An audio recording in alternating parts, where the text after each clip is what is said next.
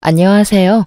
얼마 전 기가 막힌 일로 이혼하고 이렇게 글을 쓰게 된 30대 후반의 돌싱이에요. 저의 결혼 생활은 생각보다 짧았고 그걸 지금도 천만 다행이라고 생각하고 있어요. 저는 남편과 결혼한 지 4년 만에 이혼을 하게 됐어요. 결혼했을 당시에는 남편이 너무 잘해줘서 남편에게 문제가 있을 거라는 생각은 한 번도 해본 적이 없었어요. 제 앞에서는 완벽한 남자친구였으니까요. 한 번쯤 의심해봤다면, 아니, 남편의 폰이라도 한번 열어봤다면 저에게 이런 일은 일어나지 않았을지도 모르죠. 저는 남편을 의심해 본 적이 한 번도 없거든요. 남편 폰을 열어서 확인한 적도 없었어요. 사랑이란 신뢰와 믿음만으로 유지되는 거라고 믿는 순진한, 아니, 바보 같은 사람이었던 거죠. 저와 남편의 결혼이 순탄했을 것 같지만 의외로 우리의 결혼은 생각보다 험난했었어요. 저는 그리 내세울 만한 직업을 가진 것도 아니었고 집안이 빵빵한 것도 아니었거든요. 시댁은 시부가 사업을 해서 돈도 많았고 특히 시모가 교육자 집안이라 그런지 굉장히 보수적인 분들이어서 예의범절, 가문 이런 걸 따지셨거든요. 그런 분들에게 평범하게 자란 제가 마음에 들 리가 없었죠. 당시에는 저도 남편을 무척 사랑했으니 결혼을 포기하고 싶지 않았어요. 그때 시모가 마지막으로 묻더군요. 너 우리 집안의 제사가 얼마나 있는지 알긴 하니? 제사만 1년에 13개야. 그리고 집에 행사 있을 때마다 와서 네가 거들어야 하고 걔가 우리 집 장손이라서 너는 맏며느리가 되는 거야. 그 정도는 당연하게 해야 되는 일이고. 할 수 있겠어? 솔직히 저희 집에서도 제사는 지냈었고 바쁜 어머니 때문에 제가 제사 준비한 적도 많았거든요. 또래보다는 그런 일에 익숙하다고 볼 수 있었으니 저도 그때는 자신감 넘치게 가능하다 말했었죠. 제 말에 시모가 한참을 절 뚫어져라 쳐다보더니 그러더군요. 좋다. 너랑 우리 아들 결혼시켜주마. 원래라면 합가를 해야 하는 상황이지만 아들이 분가를 그렇게 원하니 내가 분가할 수 있도록 해주마. 대신 제사 행사에 절대 빠지지 말고 참석해. 네가 못한다고 생각하면 나는 둘 가차없이 이혼시켜버릴 거야. 이때 느낀 감정은 마치 면접관을 앞에 둔 기분이었어요. 며느리 면접을 하면 이런 느낌일까요? 결국 저는 그렇게 시모의 요구에 알겠다고 답했고 그렇게 저와 남편은 결혼을 할 수 있게 됐어요. 그리고 시모는 분가를 하는 저희의 신혼집 전세금을 모두 빌려주셨어요. 그리고 행복한 결혼은 악몽의 시작이 되었죠. 시댁 재산은 생각보다 컸고 많았어요. 처음에 살짝 버벅대기는 했지만 그래도 한 달, 두 달이 흐르면서 본래 하던 게 있으니 어떻게든 맞춰갈 수 있게 됐어요. 처음 1년은 시모의 짜증 섞인 말만 들었어요. 넌 도대체 친정에서 배워온 게 뭐니? 어떻게 제대로 할 줄 아는 게 하나도 없어? 너희 부모님도 참 대단하시네. 이런 것도 모르는 애를 결혼시킬 배짱이 어딨어? 저의 실패나 서투름은 곧장 친정 부모님을 향한 모진말로 돌아왔고 그런 말을 듣지 않기 위해 정말 애 많이 썼어요. 2년 차에는 필사적이었던 만큼 더 잘해낼 수 있었어요. 그런데 그마저도 시모 마음에는 들지 않았나 봐요. 네가 들어온 지 2년이 되는데 여태껏 나한테 물어보면 어떡하니? 네가 알아서 해야 할 거 아니야. 그리고 언제까지 내가 준비를 다 해줘야 하니? 이제부터는 알아서 네가 준비도 하고 음식도 해야지. 맞는 말이라고, 일리 있는 말이라고 생각은 했어요. 그런데 정말 버티지 못하겠다고 생각한 건 좋은 말 한마디 안 해주는 시모와 남편 때문이었어요. 노력은 어느새 당연한 게 되고 그 당연한 걸 조금이라도 못하게 되면 질책이 날아왔죠. 이 시기에 저는 채찍질만 당하는 말 같은 존재였어요. 언제까지 노력해야 하나, 언제쯤이면 며느리로 인정해줄까 하는 생각이 들었었죠. 게다가 시모의 동행이나 일 요구가 심해지자 어쩔 수 없이 다니고 있던 직장까지 그만뒀어요. 시모가 한 달 용돈을 줄 테니 일을 그만두고 시댁 일에 전념하라고 했었거든요. 일을 하면서는 도저히 시모의 요구를 만족시킬 수 없어서 일을 그만뒀지만 마음속으로는 너무 아까웠어요. 하지만 남편과의 결혼 생활 유지를 위해서는 제가 시댁에 잘할 수밖에 없다는 생각으로 시댁에 전념했었죠. 제사나 행사만큼 많이 불렸던 건 손님들 대접할 때였어요. 아버님은 사업을 하시니 만나는 분들이 많았어요. 그런 분들을 집으로 초대하면 항상 제가 불려가서 음식도 하고 청소도 하고 했었어요. 제가 일을 잘하면 잘할수록 일이 늘어나는 신기한 상황이 된 거죠. 3년 차쯤 됐을 때 시모는 손가락 하나, 턱짓 한 번으로 사람을 부려먹을 정도가 되어 있었으니까요. 결국 그런 것들이 쌓이니 저는 스트레스가 점점 늘어만 갔어요. 그리고 정말 타이밍 나쁘게도 그때 알게 된 거죠. 남편의 화려한 이중 생활을. 그날은 정말 즐거운 날이었어요. 시댁에서 절 부르지 않았고 남편과 바깥에서 식사도 했고요. 집에 들어와서는 둘이서 와인도 한잔하면서 즐거운 시간을 보내고 있는데 남편이 그날따라 과음을 했는지 소파에서 영화를 보다가 먼저 잠이 들었어요.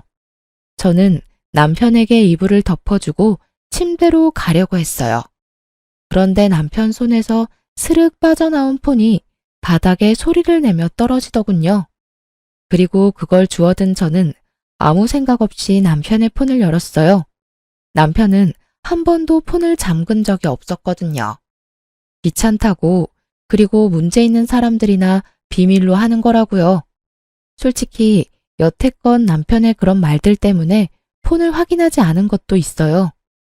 그날도 그냥 탁자 위에 놔둘 수도 있었던 폰이었죠. 그런데 이상하게 열어보고 싶은 기분이 들었던 건 어째서였을까요? 저는 남편의 폰을 열어 사진과 메시지, 카톡을 확인하고는 웃으며 폰을 내려놓으려 했어요. 정말 아무것도 없는 업무나 친구 연락만 있었으니까요. 그나마 남편 덕분에 내가 이 힘든 시집살이를 견딘다고 생각하며 폰을 내려두려다가 순간 폴더 안에 있는 아주 작은 어플 하나에 눈이 갔어요. 그걸 누르지 말아야 했는데 그 안에는 남편이 만난 여자들이 몇 명이나 있더군요. 저는 남편이 바람을 필 거라는 상상도 해본 적 없었는데 이렇게 한 명도 아닌 여러 명의 여자를 보게 되니 너무 당황스럽더라고요. 남편이 그 여자들과 약속 잡은 날을 확인해 보니 거의 대부분이 제가 시모에게 불려서 시댁에 간 날들이었어요.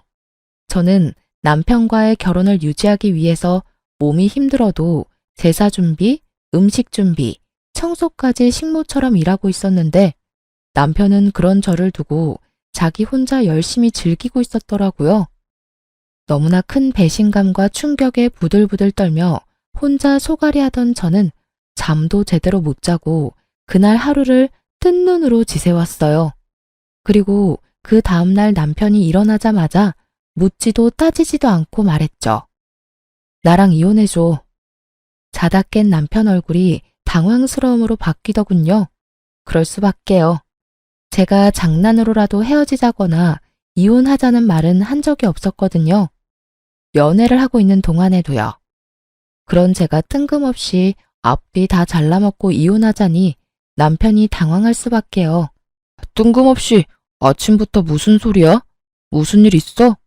집안일이 힘들어? 엄마가 괴롭혀?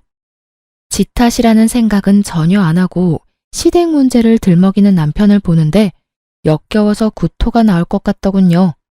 저렇게 나를 위하는 척하면서 뒤로는 다른 여자 만나면서 온갖 더러운 짓을 다 했을 거라 생각하니 진짜 너무 견딜 수 없을 만큼 더러운 기분이었어요.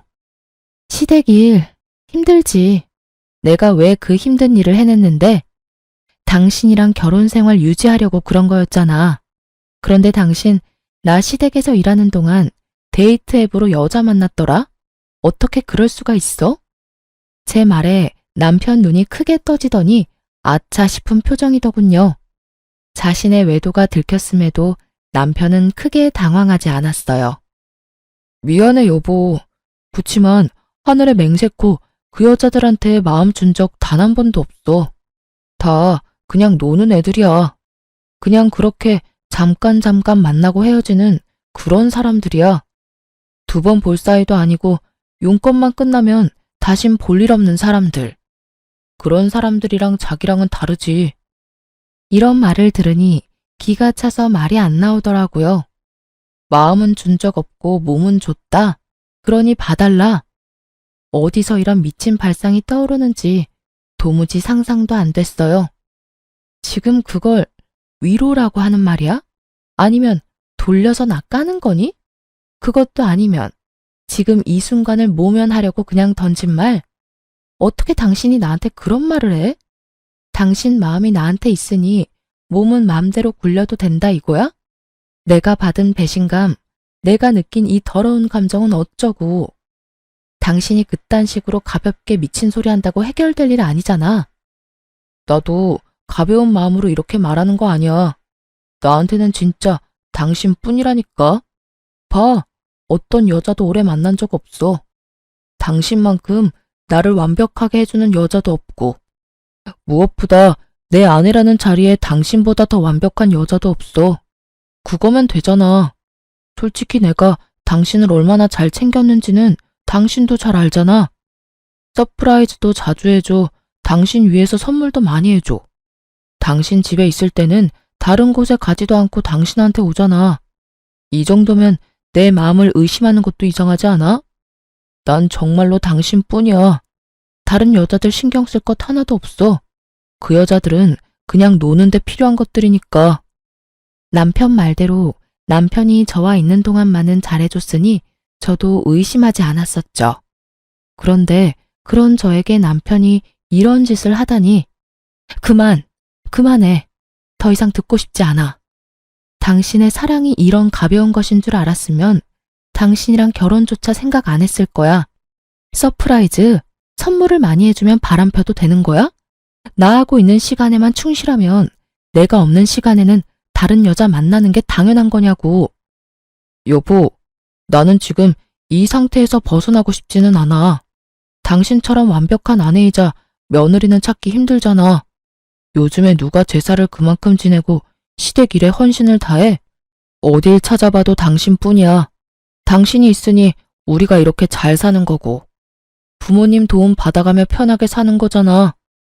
내가 시댁 일에 헌신할수록 제 지가 빵빵해지고 쉬는 날 많아지니 이 상태를 유지하고 싶다는 말을 빙빙 돌려 말하는 남편놈도 역겨웠어요.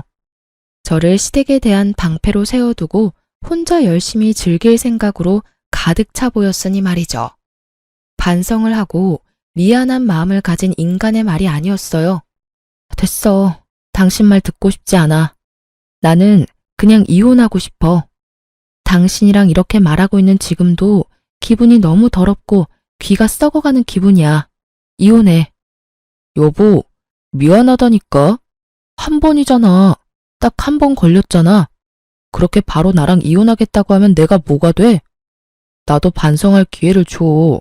몇 달간만이라도 유예를 줘. 그래야 내가 반성하고 있는지 당신도 알 거 아니야. 그딴 말 귀에 들어오지도 않았어요. 남편은 다시 이야기하자며 저를 달랬지만 전혀 달래지지 않은 채였죠. 배신감과 분노로 머리가 어떻게 되는 것 같았거든요. 게다가 그날 시모가 저를 불렀어요. 아가씨의 결혼식에 입을 한복을 보러 가는데 저에게 같이 가자고 하셨거든요. 그런 일 정도는 아가씨와 함께 갔으면 좋았을 테지만 시모는 악착같이 저를 데리고 다니려고 했어요. 결국 불려가서 시모의 비서 노릇을 하다가 시댁으로 돌아왔어요. 마음이 안 좋으니 내내 한숨만 나왔고 그 모습을 보던 시모가 제게 한마디 하더라고요. 오늘따라 한숨을 왜 그렇게 쉬어? 너 한숨 한 번 쉴 때마다 복이 얼마나 날아가는지 모르니? 네 복 날아가는 건 상관없지만 내 아들 복 날아가는 건 싫은데? 그게... 말해봐. 무슨 일이야? 돈이 모자라? 설마 나 따라다니는 게 힘들어서 그러니? 마지막은 좀 그럴듯하다고 생각하며 저는 시모에게 사실대로 말했어요. 사실은 그이가 바람을 폈어요. 인터넷으로 여자 만나는 걸로. 뭐? 시모의 얼굴이 귀신같이 변하더군요. 시모는 교사를 했었던 터라 그런 일을 무척 싫어하셨어요. 시모가 완전 화내면서 남편을 불렀어요. 불려온 남편이 눈빛으로 제 탓을 하길래 저는 눈을 피했어요. 엄연히 잘못한 건 남편이니까요. 너 며느리 두고 바람 폈어? 어머니, 그런 거 아니에요. 그냥 한 번만 만난 것 뿐인데 이 사람이 너무 과하게 생각하는 거예요. 거짓말하지 마.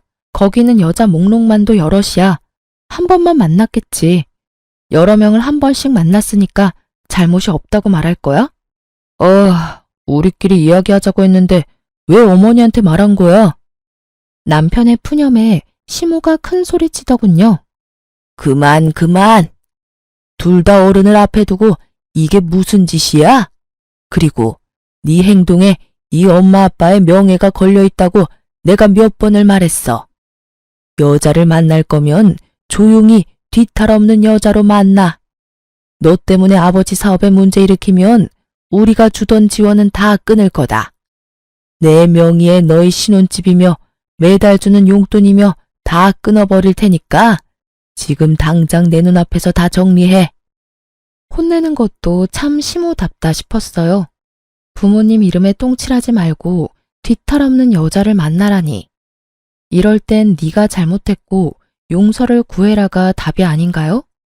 결국 남편은 제게 조금만 시간을 달라고 했죠. 자기가 변하지 않는 것 같으면 그때 이혼해 달라고요. 필사적인 남편의 말에 딱 한 번만 용서하기로 했어요. 그날 이후로 남편은 매일 저녁 제게 핸드폰 검사를 받고 설정에 들어가 어플 다운받은 모든 기록을 보여줬어요.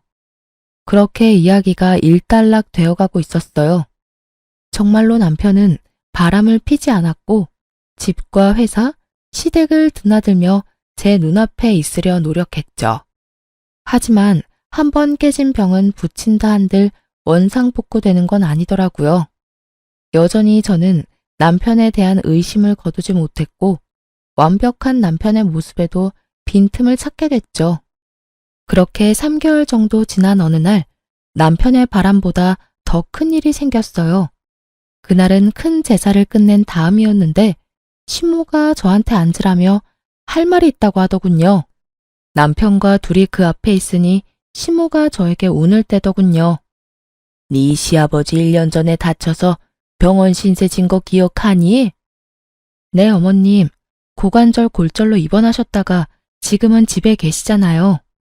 그래, 지금 집에서 지내는데 점점 몸이 좋아져야 할 사람이 점점 안 좋아지고 있어. 거동을 못하는 건 아니지만 거동을 할 때 도움이 많이 필요하지. 여태 나랑 네 신우가 움직이는 거 도와줬는데 이제는 네 신우도 결혼하고 나면 여기 못 올 거고 나도 늙어서 힘을 못 쓰니 네가 들어와서 네 시아버지 수발을 좀 들었으면 좋겠구나. 저는 너무 당황했어요. 갑작스러운 합가 이야기에다가 시부 수발까지 들라는 말에 정신이 없었죠. 솔직히 그 집안의 제사와 행사만 도맡아 해도 일이 힘들고 바쁜데 그 와중에 아픈 시부 수발까지 지금의 스트레스보다 몇 배나 더 힘들어질 게 불보듯 뻔했어요. 시모는 언제 어디서나 저의 행동과 말을 관찰하고 검사할 테고 남편은 남편대로 이 집에 들어오면 다시 밖으로 놔둘 게 분명했죠. 어머님, 아버님 상태가 안 좋아지신 거면 병원을 다시 가보셔야 되지 않을까요? 의료 지식도 없고 간병도 해본 적 없는 사람들이 하기에는 좀 어려울 것 같은데. 여태 잘 해왔다. 그러니까 걱정하지 말고 합가할 준비나 해. 당장이라도 드리고 싶지만 일단 네 신우가 결혼을 하고 나서 짐을 빼야 너희 짐이 들어올 수 있고 전세도 계약이 종료되려면 3, 4개월 남았으니 그때까지 준비해 놓으라고 미리 말하는 거다. 합가를 하던 하지 않던 나는 너희 신혼집 전세금은 뺄 거야. 이건 선택이 아니고 확정 사항이니 그렇게 알고 정리해라. 완전 통보였어요. 마치 해고를 하는 것처럼 칼처럼 자르는 말투였죠. 남편이 시모에게 말했어요. 갑자기 합가를 하자고 하면 어떡해요. 솔직히 합가하는 게 쉬운 일도 아니고 직장이랑 거리가 있어서 여기 들어오는 것도 쉬운 일 아니라고요. 차가 없으면 대중교통을 타고 다니면 되고 없으면 자전거라도 사서 끌고 다녀. 네 직장에서 우리 집까지 편도로 30분밖에 안 걸리잖아. 이 큰 도시에 살면서 출퇴근 왕복으로 1시간이면 오히려 짧은 시간 아니니? 어디서 말도 안 되는 말을 하고 있어. 너 그렇게 집에 들어오는 게 싫은 거야? 그런 게 아니라 거기에 이미 자리를 잡았는데 갑자기 들어오라니까 그런 거죠. 그럼 집에 들어가면 뭐 해줄 건데요? 남편은 벌써부터 합가하고 자기에게 떨어질 콩고물부터 생각하고 있더군요. 우리 신혼집 전세자금 좀 나눠줄 거예요? 너 하는 거 봐서 잘하면 주고 잘못하면 줬던 것도 뺏을 거다. 그리고 매달 지원하던 건 그대로 줄 거야. 너희는 더 좋은 거 아니니? 돈 내던 거 안 나가고 받는 돈은 그대로 잤니? 그리고 우리 죽으면 이 집 너희한테 그대로 상속될 거고 도대체 왜 싫은 건지 모르겠구나. 시모의 말은 구구절절 맞았어요. 하지만 거기에는 중요한 게 빠져 있었죠. 그 집에 들어갔을 때 제게 주어질 일의 크기요. 지금보다 더 많은 일을 도맡을 것이 뻔했기에 저의 마음속으로는 거의 울고 있었어요. 아무리 봐도 이 상황을 타개할 방법이 없어 보였거든요. 그렇게 저는 시댁에서 나와 집으로 가며 생각에 잠겼어요. 이 일을 어찌해야 할까 남편과 상의해 볼까 싶었지만 남편은 이미 들어가기로 마음을 굳힌 듯 보였어요. 전세금이 탐나서 그랬겠죠. 저는 그날부터 어떻게 시모의 합가를 거절할까 하고 생각하기 시작했어요. 좋은 방법이 떠오르지 않던 그때 남편이 다시 다른 여자를 만나는 걸 목격했어요. 이번에는 공교롭게도 제가 직접 보게 된 거였죠. 남편과 밖에서 식사를 하고 남편은 약속이 있어서 그대로 시내에 있기로 했고 저는 집으로 돌아왔어요. 그런데 돌아오던 도중에 남편이 제 핸드백에 지갑을 넣어놓은 걸 깜빡해서 남편에게 갖다 주려고 다시 남편이 있던 곳으로 갔거든요. 그때 보게 됐어요. 상간녀를 말이죠. 두 사람이 팔짱 끼고 걸어가는데 한두 번 만난 느낌이 아니었어요. 저번처럼 일회성인가 싶었는데 전혀 아니었어요. 그 친밀감이 생각 이상이라서 제 쪽이 더 당황했어요. 설마 하며 사람을 시켜 그 여자에 대해 알아봤는데 남편은 제가 조사한 기간 동안 몇 번이나 그 여자를 만나더라고요. 결국 남편의 불륜을 알게 되니 정신이 번쩍 들더군요. 제가 시댁 일로 정신 못 차리고 휘둘리는 사이에 남편 놈은 또 저 몰래 사람을 만나는 거였어요. 그것도 이번에는 저번과는 다르게 여러 번을요. 시댁에 대한 스트레스, 남편에 대한 분노, 이런 것들이 뒤죽박죽 되기 시작하면서 저는 제대로 된 판단을 할 수 없을 정도였어요. 그 감정들이 저를 삼켜버린 것 같은 기분이 들었거든요. 상간녀의 전화번호를 알아내 그 여자에게 나오라고 만나서 이야기하자고 했어요. 그 여자도 순순히 저를 만나러 나왔어요. 당신 지금 만나고 있는 남자, 제 남편이에요. 모르시고 있는 것 같아서 알려드려요. 이대로 만나면 두 사람 불륜이고 당신 상간녀 되는 거예요. 제가 왜 헤어져요? 뭔가 착각하고 있는 것 같은데 그 사람 나 좋아서 만나는 거예요. 저도 그 사람 좋아서 만나는 거고요. 그러면 좋아하지 않는 사람은 정리해야 하는 게 맞는 거 아닌가요? 그렇지 않아도 그 사람이 와이프 곧 정리하겠다고 했어요. 전 그 이야기만 믿고 있어요. 당신이 하는 말 들을 필요 없을 것 같은데요? 이보세요. 당신 이대로 내 남편 만나면 상간녀 되는 거예요. 그렇게 살고 싶어요? 어떻게 남의 남자 뺏어가고는 이렇게 뻔뻔할 만큼 당당해요? 불륜도 뭐 사랑이라고 말하고 싶은가 본데 아무리 치장해도 당신이랑 남편 사이는 더러운 불륜 그 이상도 그 이하도 아니야. 더럽다 그러는데 그쪽이야말로 더 역겹지. 서류상으로만 아니지 그 사람이 당신 사랑하는 걸로 착각하나 본데 그거 사랑 아니야. 나한테 다 이야기해줬거든? 시댁 지원 받으려면 완벽한 며느리가 필요하대서 들인 아내라고. 그래서 금이야 오기야 열심히 치장해주는 거라고 하던데? 아무것도 모르는 게 누군데 지금 여기서 큰 소리야? 저는 그 이야기에 정말 주저앉고 싶을 정도로 충격받았어요. 어렴풋이, 아니 사실은 느끼고 있었어요. 남편이 저를 그럴 용도로 사용하는 게 아닌가 하고, 저를 시댁에 보내놓고 시댁에 비위를 맞춰 지원을 받으려는 그런 용도, 그저 완벽한 며느리. 제 용도가 그것뿐이라면 제가 굳이 여기 매달려 있을 필요는 없잖아요. 저는 상간녀 눈앞에서 남편에게 전화해서 당장 여기로 오라고 했어요. 남편은 죄책감이라고는 전혀 없는 얼굴로 나타났죠. 당신이 어떻게 나한테 이래?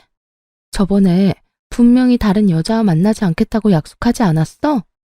어디까지 나를 비참하게 만들어야 속이 시원하니? 도대체 나는 당신한테 뭐였어? 당신은 완벽한 아내이자 우리 집 며느리였잖아. 당신 덕분에 일이 잘 풀린 것도 많았고, 그래서 미안하게 생각해. 나 때문에 이런 일이 벌어져서. 그래도 나는 내 마음 속이는 일은 못해. 당신한테는 미안하지만 이 여자랑 같이 살고 싶어. 그래서 만남 지속한 거고. 야, 이 나쁜 놈아. 네가 어떻게... 와, 진짜 너무 열받아서 욕도 안 나와. 네가 사람 새끼는 맞아? 짐승 같은 새끼. 내가 여태껏 어떤 마음으로 시댁과 당신한테 했는데 내 뒤통수를 이렇게 때릴 수가 있어? 당신이 나 없이 잘 해낼 수 있을 거라고 생각해? 당신 없으면 뭐가 어떻게 되는데? 이 여자 웃기네. 당신이 와이프라고 뭐라도 된 것처럼 행동하는데 나라고 당신이 하는 일을 왜 못하겠어? 여기서 미친 짓 그만하고 그냥 깨끗하게 헤어져. 그게 훨씬 덜 비참할걸? 상간녀의 그 말에 저는 한바탕 퍼부어주려다가 언뜻 그런 생각이 들었어요. 이렇게 비참하게 내가 살아야 하는 건가? 이 남자에게 매달려 본처 자리를 꿰고 있어도 나한테 돌아오는 건 아무것도 없지 않을까 하고요.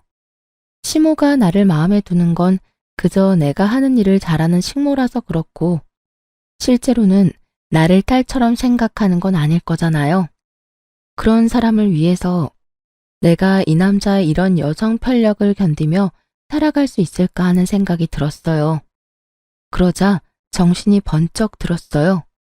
이대로 이 남자를 내게 돌려놔도 내게 남아있는 건 합가해서 시집살이 당하며 남편의 바람을 손 놓고 바라보는 것뿐이잖아요.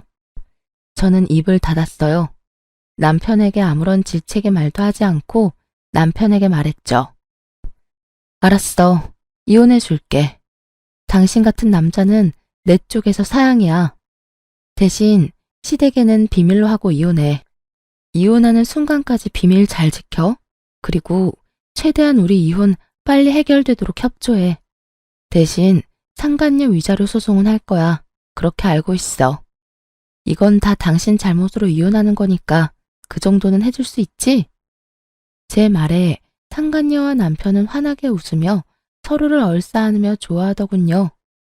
소송을 한다는데도 좋아하는 걸 보니 위자료는 남편이 다 내줄 것 같더군요. 그나저나 상간녀의 그 꼴을 보아하니 상간녀는 모르는 것 같더라고요. 남편이 곧 시댁에 합가해야 한다는 사실과 시댁의 제사와 행사가 얼마나 많은지, 그리고 무엇보다 그 집에 귀신보다 독한 시어머니가 있다는 것을요. 저는 무표정으로 나왔어요. 그걸 알려줄 착한 마음 같은 건 없었으니까요. 나를 지옥에서 빼내어줄 소중한 사람인데 그런 이야기를 알려줄 필요가 있을까요? 지금의 행복을 만끽하도록 두는 게 좋겠죠. 다음에 있을 지옥이 그래야 더 고통스러울 테니까요. 그런 생각을 하고도 흠칫 놀랐어요. 그렇지만 남편의 불륜으로 이혼하는 여자들은 거의 대부분이 이런 마음일 거예요. 저만 그런 게 아니란 걸 알고서는 마음이 도리어 편해졌죠. 게다가 처음에는 정말 화가 나고 열이 받아서 온몸이 부들거리고 정신이 나갈 만큼 분노로 가득했는데 시간이 좀 지나고 객관적으로 제 상황을 바라보게 되니 딱히 이혼이 나쁜 것만은 아니었더라고요. 남편의 불륜으로 비참해진 마음은 이혼을 함과 동시에 너무도 편안해졌으니까요. 게다가 시댁에 신경 쓰지 않아도 된다는 건 너무나 다행스럽고 행복한 미래였죠. 그리고 이혼 숙려 기간 동안 저는 아주 바쁘게 살았어요. 시댁에는 숨겨야 했기에 이혼이 완벽하게 되기 전까지는 어쨌든 시댁 일을 도와야 했거든요. 게다가 합가를 위한, 아니 상간녀의 시댁 합가 때문에 제 짐들은 미리 빼둬야 해서 바빴어요. 그러면서 직장의 취직이 확정되었고 드디어 법적으로도 서류상으로도 완벽하게 이혼이 되었어요. 싱글이 된 첫날 저는 이미 빼둔 짐을 미리 구해놓은 전셋집에 옮겨두고 자유를 즐기고 있었어요. 사실 이혼이 완료된 날 다음 날은 시댁 제사가 있는 날이었어요. 이혼을 했으니 갈 필요도 없어 새로 구한 집에서 혼자 뒹굴거리고 있었죠. 그런데 시모에게서 전화가 왔더군요. 너 대체 어디야? 도대체 이게 다 무슨 일이고? 지금 당장 우리 집으로 와. 여기 지금 네 남편 애인 데리고 와 있어. 나한테 설명해. 어머님, 죄송한데 이미 저희 이혼해서 남이에요. 이야기 들으실 거면 아드님한테 들으시는 게 낫지 않을까요? 뭐? 이혼을 했다고? 이혼해도 숙려기간이라는 게 있잖아. 너희 그거 아니니? 그 기간도 이미 다 끝나서 저희 진짜 서류상으로도 남남이에요. 그러니까. 아이고, 이게 다 무슨 일이야? 너 지금 당장 우리 집에 와. 와서 설명해. 사실 안 가도 문제는 없었어요. 이제 남이잖아요. 그런데 시모의 모습을 보니 상간녀와 전 남편의 반응이 너무나 신경 쓰이더라고요. 도대체 뭘 어떻게 했길래 시모가 저한테 오라고 전화를 했을까 싶었죠. 그래서 시댁으로 갔어요. 집안에는 상간녀와 전 남편이 가지런히 시모 앞에서 무릎을 꿇고 앉아 있더군요. 시모는 저를 보더니 턱짓으로 들어와 앉으라고 시키더군요. 전 남편 옆에 앉았더니 시모가 물었어요. 너희 왜 이혼했어? 저 남편이 이 여자랑 바람이 났는데 저한테 이혼해달라고 하더라고요. 그 여자 너무 좋아한대요. 게다가 이 여자도 저한테 이혼해달라고 요구했고요. 넌 본처잖니? 그런 애가 그렇게 쉽게 이혼을 해주면 어떡해? 어머님, 이 사람이 좋다고 하는데 제가 막을 수 있을 리가 없잖아요. 그리고 저는 사랑 없는 결혼은 못해요.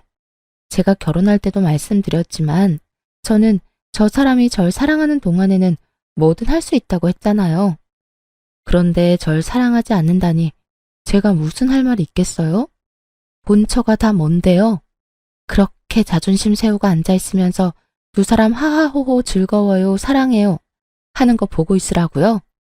그렇게 살면서 제 정신이 망가지는 걸 가만두느니 그냥 지금 당장은 쪽팔려도 이혼하고 제 살 길 찾아가는 게 낫다고 생각했어요.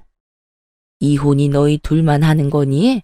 예, 결혼을 할 때 양가 부모님이 함께 했으면 이혼을 할 때도 양가 부모님께 알려야 되는 거 아니야? 오늘이 제사인데 아무것도 모르는 무지렁이 한 마리가 들어와서는 집안을 이렇게 어지럽히고 있잖아. 너도 데려올 거면 일 잘하는 참한 여자를 데려왔어야 할 거 아니야. 넌 네 처가 여태껏 어떻게 일했는지 보고서도 저런 머리가 꽃받친 여자를 데려와? 어머니, 말씀 좀. 이 사람 저랑 재혼할 사람이에요. 그렇게 말씀하시면 저도 어머님이랑 같이 못 살아요. 네가 나랑 못 살면 어쩔 건데? 너 알고 있겠지만 네 신혼집 그거 내 명이야. 저번에도 약속했지만 나는 너희 합가하라고 분명히 이야기했어. 그런데 그 짧은 시간 동안 이런 짓을 꾸며? 시모의 분노에 전 남편도 어쩌지 못하고 있더군요. 상간녀 앞이라 꼴불견인 모습은 보이고 싶지 않은 듯했지만 시모의 말을 거스를 수는 없었어요. 그리고 거기 아가씨, 아들한테 들었는지 모르겠는데 지금 우리 집에 시집 오면 합가해서 이 집에서 어른 모시고 살아야 해. 우리 남편이 다치고 나서 후유증이 심해서 거동이 잘 안 되거든. 그러니까 시아버지 수발까지 들어야 하고 집에 제사는 1년에 13번 정도 있는 데다가 손님 오시면 음식 접대에 청소까지 다 해야 해. 너 할 수 있겠니? 할 수 있으면 아들이랑 결혼 허락해 줄게. 근데 하기로 했으면 일단 잘 해야 하는 건 알지? 난 일 못하는 사람은 용납 못해. 시모의 말에 상간녀 얼굴이 하얗게 질리며 전 남편에게 이야기하더군요. 난 그런 이야기 들은 적 없어. 설마 당신 나 속인 거야? 나는 당연히 그 집에서 우리 둘만 살 줄 알았어. 게다가 제사라니. 내가 이야기했잖아. 합가 이야기는 안 했지만 제사 지내는 거랑 시댁 일 돕는 건 저번에 너도 다 할 수 있다며? 전 와이프가 다 하던 건데 그걸 당신이 못할 리도 없고. 당신이라면 잘할 수 있을 것 같아서 별말 안 한 거라고. 그래, 제사나 음식은 내가 할 수 있다고 쳐. 근데 아픈 어른 수발까지 드는 건 나한테 말 없었잖아. 게다가 합가라니. 그 이야기가 제일 중요한데 하지도 않고. 난 절대 합가는 안 돼. 어머니, 이렇다는데 좀 봐주세요. 제사며 음식 돕는 건 다 할 수 있다잖아요. 저도 아직 합가는 하고 싶은 마음이 없고 솔직히 사람 쓰면 될 일을 어머니가 어거지로 하고 있으니까 이런 일이 벌어지는 거잖아요. 이 사람 생각해서라도 사람을 쓰던지 요양원을 보내는 게 맞잖아요. 저는 묘한 배신감에 휩싸였어요. 제가 고생하는 걸 다 보고 느꼈으면서도 저와는 결혼 기간 중에는 시모에게 아무 말 없었던 전 남편에게 이미 지난 일이었지만 배신감을 느꼈죠. 시모는 자신에게 대드는 전 남편을 보더니 무척 엄한 얼굴로 말했어요. 합가하기 싫으면 따로 나가 살아. 너희 돈으로. 나는 절대로 분가에는 돈 못 대준다. 그리고 합가해서 살지 않으면 너희한테 지원하던 것도 다 끊을 거고 상속도 없을 줄 알아. 네가 믿지 못할 수도 있을 것 같으니 일단 네가 쓰는 카드부터 정지하마. 결국 그렇게 카드까지 정지먹은 전 남편은 모아놓은 돈이 없어서 상간녀와 함께 울며 겨자 먹기로 시댁에 합가하기로 했더라고요. 좀 전에 느낀 배신감이 순식간에 사라질 만큼 상간녀와 남편의 실망한 얼굴이 너무 좋았어요. 그럼요. 제 가슴에 못을 박고 자기들끼리만 좋은 건 불공평하잖아요. 저는 그 집에서 나왔고 전 남편과 상간녀에게 위자료를 꼬박꼬박 받고 있었어요. 그리고 4개월쯤 지났나? 일하고 있는데 전 남편에게서 연락이 왔더군요. 전화를 안 받았더니 문자 카톡까지 남기고 다 무시했더니 결국은 친정어머니에게 연락하는 바람에 전 남편과 만났어요. 무슨 일로 나 보자고 했어? 난 당신하고 할 말 없어. 일도 바쁘고. 직장 구했어? 당연하지. 여태껏 당신네 집일 도와준답시고 일 안 한 거야. 그때는 돈도 받고 있었으니까 할 필요도 없었고. 그런데 무슨 일로 보자고 한 건데? 당신 혹시 나한테 돌아올 생각 없어? 여태껏 혼자잖아. 갑자기 이런 무슨 정신 나간 소리인가 싶어서 전 남편의 얼굴을 빤히 쳐다봤어요. 어디 아파? 왜 그런 무서운 소리를 해? 아니, 그 재혼한 여자는? 그 여자랑은 이혼했어. 이혼? 결혼한 지 얼마나 됐다고. 나 때문에 헤어진 건 아니야. 우리 본가랑 잘 안 맞아서 어머니 일 시키는 게 힘들었나 보더라고. 그래서 가만히 생각해보니 네가 참 힘들었겠다 싶기도 하고. 그런 마음 드니까 미안함과 동시에 내가 좀 더 잘해줬어야 했다는 후회도 들고 그렇더라고. 제대로 된 말을 하는 놈이 아닌데 수상했죠. 그래서 더 집요하게 물어봤어요. 헤어졌으면 다른 여자 찾으면 되잖아. 굳이 헤어진 전 부인을 찾는 거야? 당신이 우리 집 일 도맡아 했잖아. 그렇게 할 줄 아는 사람 없기도 하고. 우리 엄마 성미 맞춰줄 사람도 없고. 그리고 아직도 나는 너를 마음에 두고 있어. 그때 그 여자 때문에 모진 말 하긴 했지만 정말로 당신을 놓을 생각은 없었거든. 거짓말을 줄줄 읊으며 말하는 짐승 새끼를 보니 기가 막혔죠. 헤어져 달라고 난리칠 땐 언제고 이제 와서? 그리고 엄마도 당신이 돌아왔으면 하고 있고 제사도 줄이고 병수발도 안 들어도 된대. 당신이 돌아오기만 하면 다 원하는 대로 들어준대. 분가도 시켜주고. 나도 당신 말고 다른 데는 눈길도 안 줄게. 정말로 약속할게. 그 말을 믿어? 당신도 참 순진해. 그치? 어머님이 정말로 내가 원하는 대로 해주겠다고 해? 그럴 일 절대 없다는 데에 내 전 재산을 걸 수도 있어. 여태껏 시댁 재산으로 우리를 마음대로 부려오신 분이야. 이번에도 그 돈으로 우리를 부리려고 하겠지. 그리고 시댁 이야기 하기 전에 당신이 더 문제지. 여자 만나는 거 안 고쳐지잖아.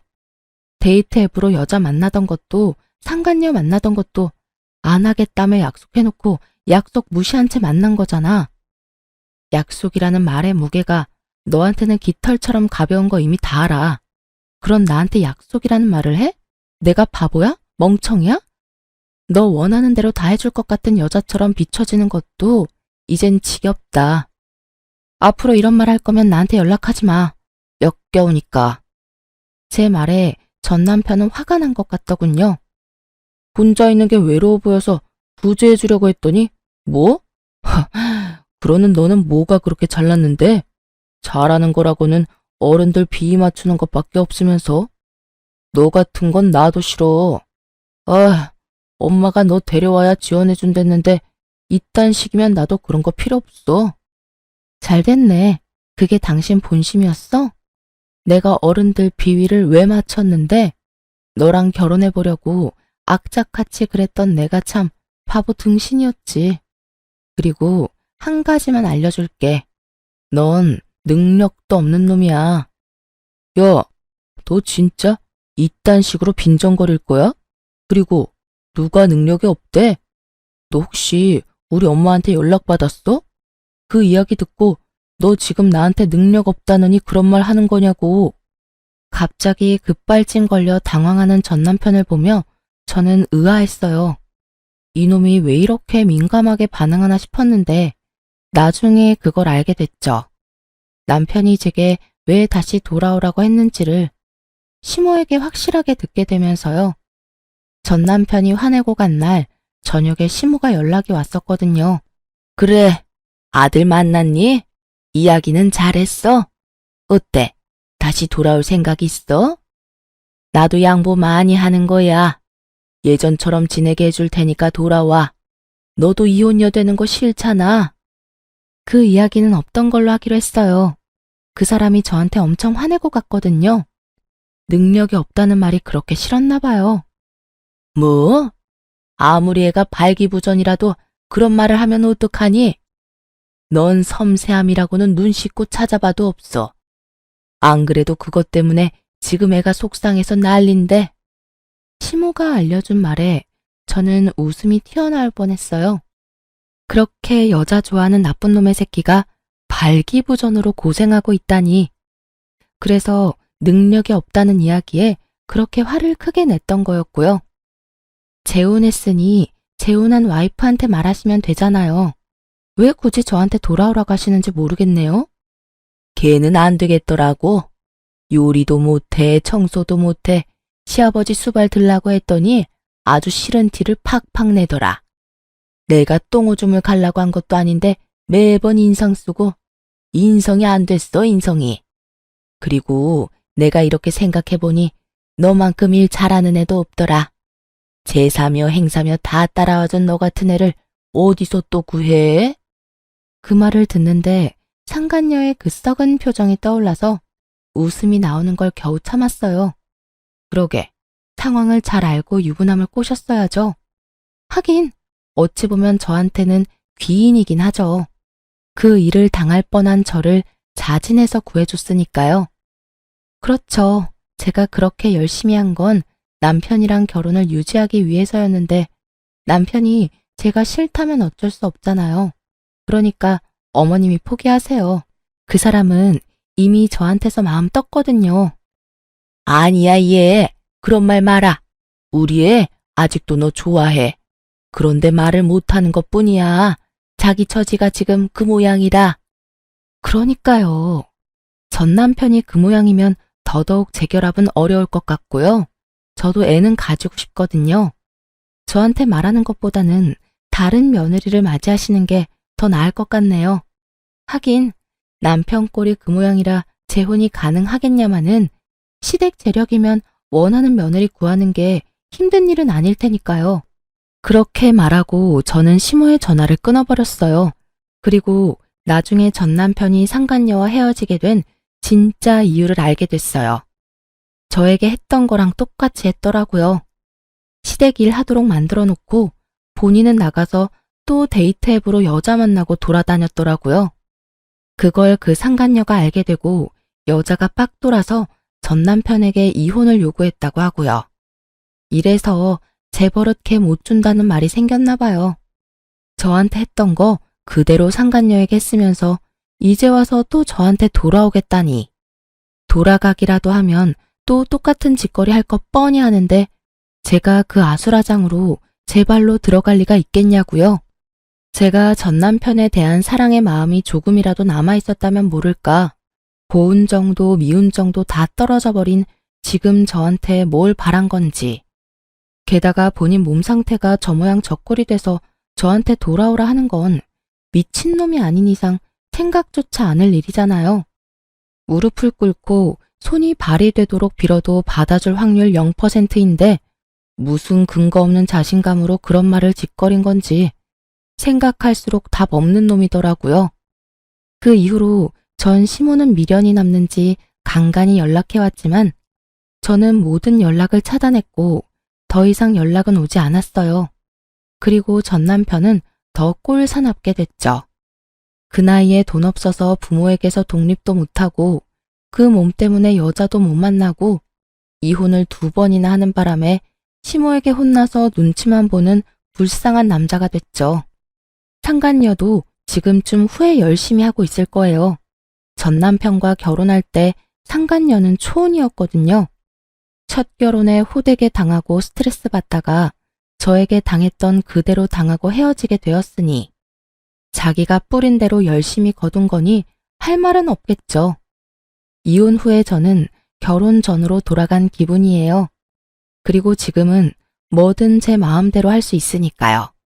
글을 쓰면서 그때 일을 떠올리니 여전히 기분이 더럽네요. 그렇지만 이제는 다 지난 일이고 남들에게 허심탄회하게 이야기하고 나니 속이 시원해요. 이 사연을 다 들은 여러분도 제가 많이 답답하게 느껴지셨겠죠? 하지만 그땐 저도 시모의 경제력이 제 가정에 도움이 된다면 그 정도 노력은 할 수 있다고 생각했었죠. 지나고 나선 얼마나 바보 같은 생각이었는지 알게 되었고요. 저는 제 가정을 지키기 위해 부단히 노력했는데 시원하게 제 뒤통수나 쳐버린 전 남편에게 하늘도 노해서 천벌을 내렸나 싶더라고요. 영원히 그놈은 죽기 전까지 평생 고통받았으면 좋겠어요. 그리고 마지막으로 이렇게 서투른 사연을 읽어주셔서 무척 감사합니다. 오늘도 좋은 하루 되시길 바랍니다.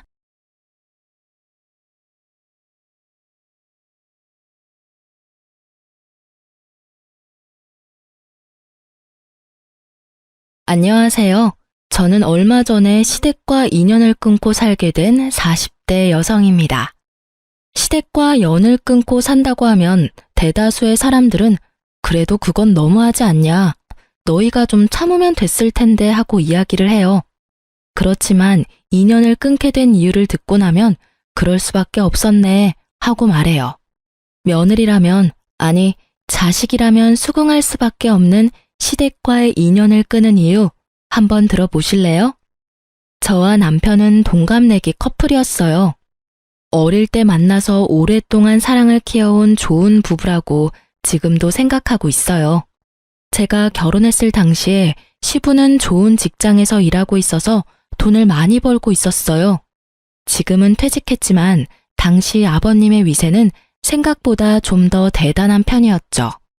시어른이 돈을 잘 벌면 아들 집에 금전적 도움을 주는 경우가 있는데 저희는 아니었어요.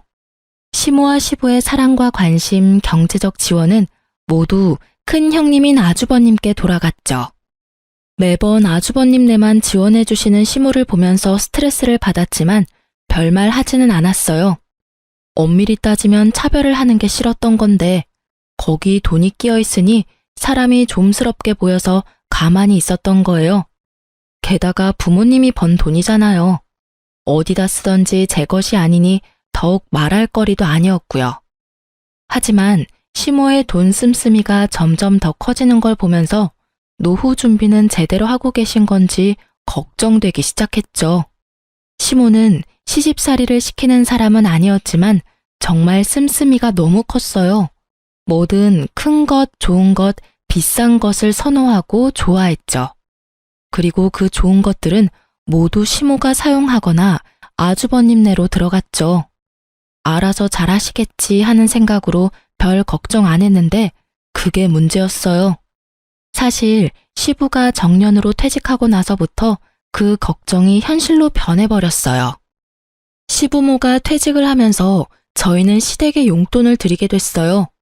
국민연금, 노령연금이 있지만 그걸로는 모자랄 걸 알고 있으니 한 달에 50만 원씩 꼬박꼬박 드렸어요.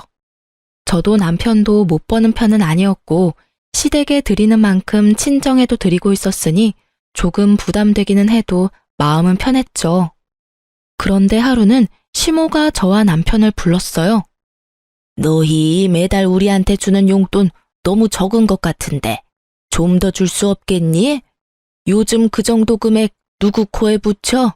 쇼핑하고 친구들 한번 만나고 나면 다 사라지는데. 죄송해요, 어머님. 저희도 그보다 더 많이 드리는 건 힘들어서요. 곧 있으면 애들 학교 들어가면 돈 더 들어갈 거고 그때 생각하면 너무 많이 쓸 수가 없어요. 시모의 말에 저는 거절의 의사를 명확히 했어요. 이런 요구에 상의해볼게요 이런 말을 해버리면 조금만 더 설득하면 넘어올 거라고 생각해서 더 심하게 요구하게 되거든요. 그래서 정말 확실하게 거절했죠. 그런 저를 슬쩍 보던 시모가 이번에는 남편에게 슬쩍 말을 하더라고요. 예, 얼마 전에 손주 생겼다고 전화 온 내 친구 알지? 걔는 용돈을 매달 100만 원씩 받는다더라. 어쩜 하나뿐인 자식이 그렇게 효심이 깊은지. 동창들끼리 다 모여서 이야기하는데 나는 50만 원뿐이라서 이야기에 끼이지도 못했어. 얼마나 쪽팔리는 일이니? 너희 아버지 일할 때는 명함도 못 내밀던 것들이 자식 농사 잘 지었다고 어찌나 자랑을 하는지. 우리 아들들도 잘 컸다고 말하고 싶은데 결과가 이래서야. 그 말을 듣고 있으니 반발심이 일었죠. 자식이 부모에게 효도하는 일에 경쟁을 붙이는 게 이해가 안 됐거든요. 남의 자식 이야기하면서 우리한테 돈 더 달라는 이야기인 게 뻔했잖아요. 어머님, 그렇게 말씀하셔도 그 집안은 집안, 우리 집안은 우리 집안이잖아요. 상황이 다른데 똑같이 해달라고 하시는 건 좀 아닌 것 같아요. 아니면 아주버님이나 아가씨에게 이야기해보는 게 어떠세요? 어머님 말씀 들어보니 저희한테만 받고 계신 것 같은데 모자라다 싶으면 아주버님께 말씀해보세요. 아주버님과 아가씨를 입에 담자 시모가 입을 딱 닫아버리더군요. 그러면서 저를 흘겨보며 그러더라고요. 너한테 한 말 아니고 내 아들한테 한 말이야. 왜 자꾸 네가 껴드는 거니? 저희 부부고 통장까지 합쳐서 서로 투명하고 깨끗하게 가계부 운영하기로 했거든요. 남편한테 따로 부탁하셔도 결국 저와 의견이 맞아야 돈을 더 드리던지 할 수 있어요. 네가 아들보다 돈 좀 더 번다고 애를 잡고 사니? 자기 돈 자기가 쓰는 게 왜 어려워? 아들이 나한테 용돈 더 주겠다 하면 네가 참견할 일은 아니잖아. 어머님께 돈 더 주면 저는 제 친정에도 똑같이 더 맞춰서 줄 거예요. 어머님이 얼마를 더 올려달라고 원하시는 건지는 모르겠지만 그 금액의 2배만큼 돈이 더 나갈 거라고 생각하면 간단하게 올려서 드릴 수 있는 일은 아니죠. 그럼 넌 내가 거지처럼 살아야 된다는 거니? 저는 그렇게 말한 적 없어요, 어머님. 그치만 이제는 씀씀이를 좀 줄이시는 게 좋을 것 같아요. 예전처럼 쓰시면 당연히 돈이 부족하다고 느낄 수밖에 없으니까요. 저는 이때다 싶어서 시모에게 말했어요. 이제 아버님이 월급을 받지 않으시니 가게 규모를 좀 줄이시는 게 좋을 것 같아요. 네가 뭔데 돈을 쓰라 말아야? 우리 집 일은 알아서 할 테니 신경 쓰지 마라. 이 이야기는 다음에 하자. 결국 이야기는 마무리되지 못했고 저희는 집으로 왔죠. 남편은 난감한 표정으로 그러더군요. 여보, 미안해. 아버지 퇴직했으니 절약하시라고 말은 했는데 내 말은 안 들으셔. 기분 안 좋았지? 기분 나쁜 건 아닌데 걱정돼서 그래. 연세 드실수록 자식들이 부모 부양하는 건 당연하잖아. 그런데 저렇게 돈을 많이 쓰시면 나중에 감당이 안 되잖아. 당신이 말해도 내가 말해도 듣지 않으시면 아주버님께 말해볼까? 형님한테? 형님 아가씨하고 이야기해서 용돈 드리는 거 확실하게 정리하는 게 맞는 것 같아. 어머님 말씀 들어보니 우리만 용돈 드리는 것 같고 부모님 퇴직하셨으니 형제들도 다 같이 드려야 형평성에 맞지. 그렇게 아주버님과 아가씨를 저희 집에 초대해서 말했어요. 얼마 전에 어머니가 용돈이 너무 적다고 하셨어. 우리는 더 이상 드릴 수는 없다는 입장인데 형님이랑 동생 생각은 어떤지 물어보려고 부른 거야. 두 사람은 어머니한테 용돈 드리고 있어? 나도 드리고 있지. 우리 집은 30만 원 드려. 아, 나도 30씩 드리고 있지. 드리고 있다고? 게다가 다들 30만 원씩. 시모가 우리에게 거짓말을 제대로 한 거였어요. 3명 합치면 110만 원씩 용돈을 받고 있었는데 저희한테는 다른 자식들한테는 돈 안 받는 것처럼 말하고 저희가 적게 주는 것처럼 말했으니까요. 이 순간에는 저도 살짝 화가 났어요. 우리가 제일 많이 내고 있었는데 왜 우리한테 돈을 더 요구한 건지 그 생각이 궁금할 정도였죠. 왜 그래? 너희는 어머니한테 용돈 얼마 주는데? 우리는 50만 원씩 드리고 있었는데 왜 우리한테 돈을 더 달라고 하신 걸까? 돈 많이 번다고 자랑질이네. 재수씨 돈 많이 벌잖아. 많이 버는 만큼 내면 되지. 뭔 불만이야? 형이 그런 말 하는 건 아니시. 여태껏 부모님한테 받은 것만 보면 형이 더 많이 내야지 맞는 거 아니야? 어머니 돈 쓸 때 형한테만 썼는데 왜 우리가 더 내? 우리가 더 내는 걸 당연하게 생각하는 형님네를 보고 남편이 화를 냈고 저는 말렸어요. 야, 잘 벌면 좀 더 내면 되지. 뭘 그것 가지고 예민하게 반응해? 마누라 처가댁 생각하는 것도 적당히 좀 해. 우리 식구나 잘 챙기라고. 용돈 더 달라고 한다고 우리 모아서 뭐 할 건데? 더 달라 하시면 더 드려. 너한테 이야기한 것도 너희가 더 줄 수 있을 것 같으니까 말씀하셨겠지. 그래서 우리한테 다 떠넘기면 형은? 형은 더 해줄 생각도 없이 나한테 더 내라고? 난 못해. 다들 30씩 내고 있으니 똑같이 30씩 내던지 아니면 형이랑 동생이 20씩 더 올려서 다 같이 50을 내던지. 야, 난 30씩 드리는 것도 버거워. 그럼 결정됐네. 나도 30씩 낼게. 그럼 되잖아. 내가 뭐하러 형보다 더 많이 내? 내가 받은 게 형보다 훨씬 없는데. 결국 그날은 서로 기분이 상한 채 대화는 종료됐고 남편은 열이 완전히 받았죠. 그리고 저도 아주버님의 행동에 질리기는 마찬가지였어요. 우리한테 모든 걸 미루는 것도 열받았지만 저한테 빈정대듯 말하는 것도 짜증났거든요. 그날 이후 저와 남편은 시모에게 용돈을 주는 날 시모 집으로 찾아가서 말했어요. 어머님, 저희 아주버님이랑 아가씨랑 이야기해봤는데 다들 30씩 드리고 있었다고 하더라고요. 그래서 저희가 내는 만큼 올려서 드리자고 했더니 버겁다고 하셔서 모두 30 맞춰서 드리기로 했어요. 뭐? 웃기는 애들이네. 50씩 주던 걸 왜 30으로 낮춰서 줘? 저희가 어머님한테 많이 드리면 아주버님이 뭐가 되겠어요? 아무리 그래도 어머님 사랑 제일 많이 받은 장남인데 우리보다 덜 주면 기분이 많이 상하실 거잖아요. 그리고 형제 자매들끼리 이런 돈 문제는 확실하고 차별 없이 하는 게 문제가 생기지 않거든요. 그렇잖아도 아주버님께서 저랑 남편한테 돈 많이 버는 거 자랑하냐고 그러시더라고요. 자랑하려고 50만 원씩 드린 건 아닌데 듣는 사람 입장에서는 그런 생각이 드나 봐요. 그래서 30만 원으로 줄인 거니까 어머님이 이해 좀 해주세요. 그래도 줬다가 다시 줄이는 건? 아주버님 생각도 해주세요. 저희만 좋자고 계속 많이 내면 아주버님도 아가씨도 기분 안 좋을 거예요. 이해해주세요. 제 말에 시모는 아무 말 못하더군요. 저희를 속인 데다가 아주버님의 생각까지 듣고 나니 더 달라고 요구는 못하겠나 보더라고요. 그러다가 저희한테 물어보더군요. 너희 그럼 친정에도 적게 주니? 네, 저희 친정에도 30만 원으로 줄여서 드린다고 했어요. 친정에서는 별말 없으셨거든요. 달라고 해서 드리는 것도 아닌데 너희 주는 대로 받겠다고 하셔서 공평하게 줄여서 드리기로 했어요. 그 말을 듣고서는 아예 포기한 것 같더군요. 결국 시모는 용돈 더 달라고 했다가 용돈이 도리어 줄어들어 버렸죠.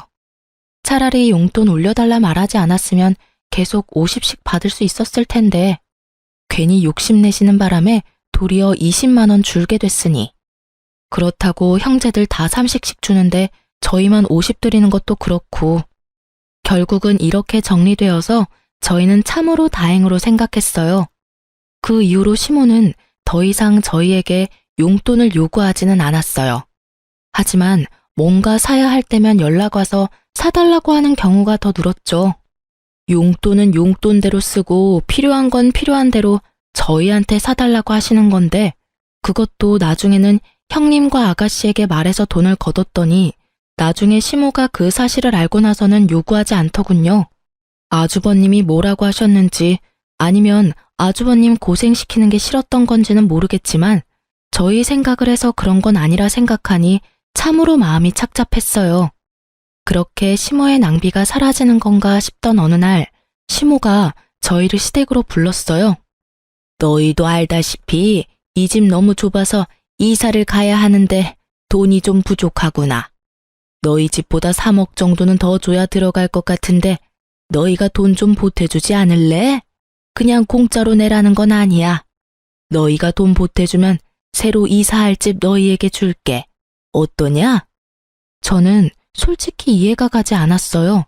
보통 이렇게 연세가 들어서 이사를 하는 거면 애들도 다 제 가정 찾아 나갔으니 두 분밖에 살지 않아서 더 작은 집으로 가잖아요.